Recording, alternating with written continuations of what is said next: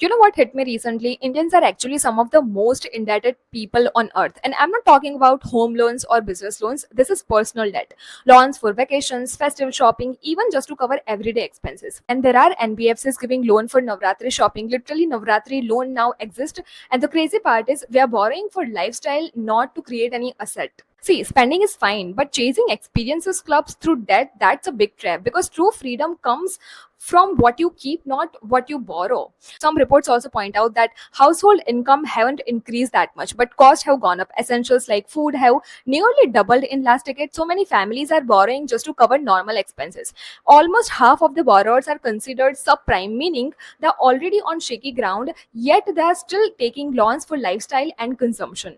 As of March 2025, India has non-housing loans more than 54% of total household debt, outpacing both housing and business loans. So while debt has been raising rapidly, incomes haven't really changed. Over the past decade, middle class earnings have been mostly stagnant, but cost of living, the food, travel, festivals have nearly doubled in some cases.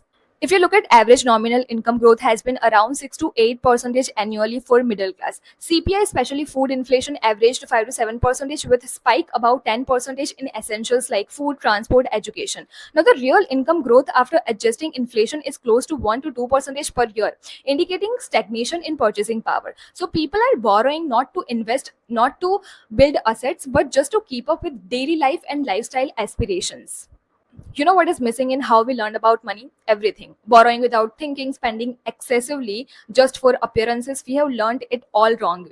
Maybe a curriculum on real financial stability in our education system could change minds. I'm not sure. I don't know. I feel like to solve this problem, this fever of instant gratification has to be changed, has to be stopped right away.